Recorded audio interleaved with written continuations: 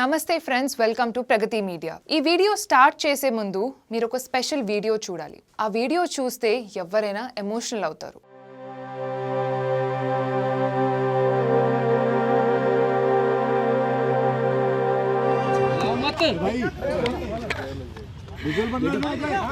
Okay sir, संभालिए sir, अपने आप संभालिए sir, हिम्मत सर, हिलाओ मत भाई. केजरीवाल भ्रष्ट नहीं है. ఈ రోజు ఢిల్లీ రూయిస్ ఎవెన్యూ కోర్ట్ ఒక చరిత్రక తీర్పు ఇచ్చింది. ఆమ్ ఆద్మీ పార్టీ అధినేత ఢిల్లీ మాజీ ముఖ్యమంత్రి అరవింద్ కేజ్రీవాల్ అలానే డిప్యూటీ సీఎం మనీష్ సిసోదియాను లిక్కర్ పాలసీ స్కామ్ లో అన్ని ఆరోపణల నుంచి కోర్టు డిశ్చార్జ్ చేసింది. ఇది ఆమ్ ఆద్మీ పార్టీకి అతి పెద్ద విజయం. ఇప్పుడు మనం 3 ముఖ్య అంశాలు చూద్దాం. కోర్టు ఏం చెప్పింది, కేజ్రీవాల్ ఏమన్నారు, అసలు లిక్కర్ స్కామ్ ఏంటి. స్పెషల్ జడ్జ్ జితేంద్ర సింగ్ ప్రకటించిన ఈనాటి హిస్టారిక్ తీర్పులో కీలకమైన అంశాలు, అతి కీలకమైనది ఏంటంటే సిబిఐ ఆరోపణలను భూయిష్టంగా ఉన్నాయని, అలానే వందలాది వేల ఛార్జ్ షీట్ లో ఎటువంటి సాక్ష్యాలు లేవు అని స్పష్టం చేశారు. ఆరోపణలు మాత్రమే కాకుండా రుజువులను, సాక్ష్యాలు ఉండాలి అని కోర్టు హైలైట్ చేసింది. ఈ ఆరోపణలను జ్యుడిషియల్ స్క్రూటినీని దెబ్బతీస్తున్నాయి. కేజ్రీవాల్ కు ఎటువంటి లాభం కలగడం కానీ లేదా కుంభకోణం జరిగినట్టు రుజువు లేదు అని కోర్టు తెలిపింది. కోర్టు సిబిఐ దర్యాప్తులో లోపాలను కూడా ఎత్తి చూపింది. అయితే ఈ తీర్పు వచ్చిన తర్వాత మీడియాతో మాట్లాడుతూ కేజ్రీవాల్ కళ్ళలో కన్నీళ్లతో భాగోద్వేగానికి గురి అయ్యారు. पिछले कुछ सालों से भारतीय जनता पार्टी जिस तरह से शराब घोटाला कर रही थी और हमारे ऊपर आरोप लगा रही थी, आज कोर्ट ने सारे आरोप खारिज कर दिए और जितने भी एक्यूज्ड थे सबको डिस्चार्ज कर दिया. हम हमेशा कहते थे सत्य की जीत होती है. हमें भारतीय न्याय प्रणाली पे भरोसा है. मैं जज साहब का बहुत बहुत शुक्रिया अदा करता हूँ जिन्होंने हमारे साथ न्याय किया. सत्य की जीत हुई. मैं हमेशा कहता था कि भगवान हमारे साथ है.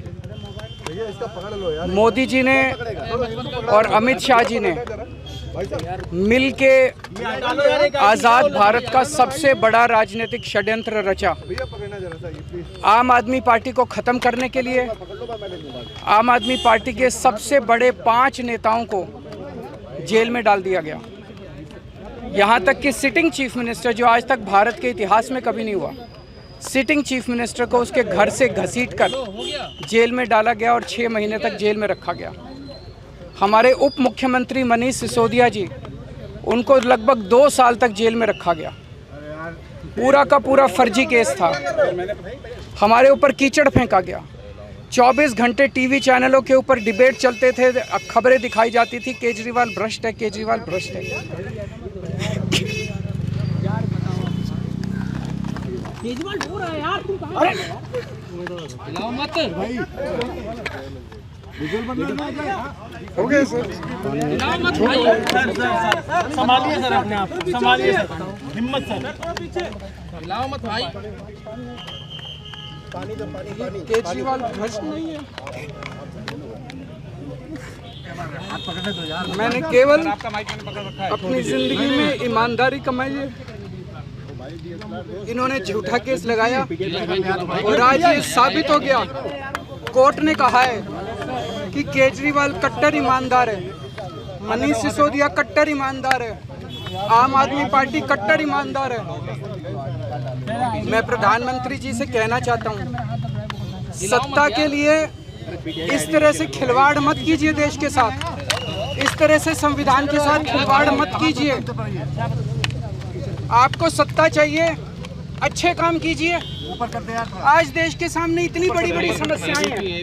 महंगाई है, बेरोजगारी है, पूरे देश में सड़कें टूटी पड़ी है, चारों तरफ पोल्यूशन ही पोल्यूशन हो रहा है. चारों तरफ देश में इतनी समस्याएं हैं. उन समस्याओं का समाधान करके सत्ता में आइए ना. केजरीवाल पे, आम आदमी पार्टी पे झूठे केस क्यों करते हैं? अच्छा काम करके सत्ता में आइए. इस तरह के झूठे केस करना और 24 घंटे विरोधियों के, विपक्षियों के खिलाफ ऊट पटांग की केस करना, उनको जेल में डालना, ये एक प्रधानमंत्री को शोभा नहीं देता. इससे देश आगे नहीं बढ़ेगा. देश आगे तब बढ़ेगा जब जनता की समस्याओं का समाधान किया जाएगा।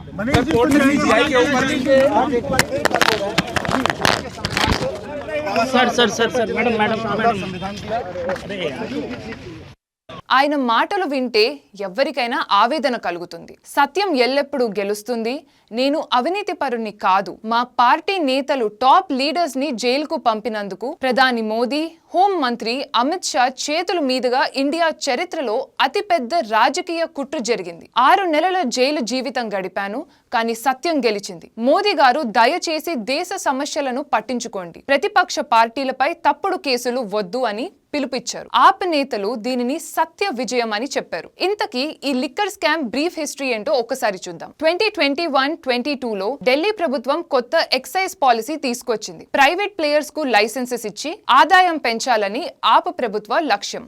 అయితే సిబిఐ, ఈడీ ఈ పాలసీ కింద కోట్లాది రూపాయలు చేతులు మారాయని ఆరోపించారు. ఆప్ నేతలు సౌత్ గ్రూప్ కి లాభాలు కట్టబెట్టారని మరో ఆరోపణ. కేజ్రీవాల్, సిసోదియా అరెస్ట్ జరిగాయి. కేజ్రీవాల్ 6 నెలలు, సిసోదియా 2 సంవత్సరాలు జైల్లో ఉన్నారు. కానీ ఇప్పుడు కోర్టు ఎటువంటి సాక్ష్యాలు లేవు, కుంభకోణం ఆధారాలు లేకుండా కూలిపోయింది అని తీర్పిచ్చింది. సో ఫ్రెండ్స్, ఇది న్యాయం గెలిచిన రోజుగా ఆమ్ ఆద్మీ పార్టీ నేతలు అభివర్ణిస్తున్నారు. మరి మీరేమంటారు?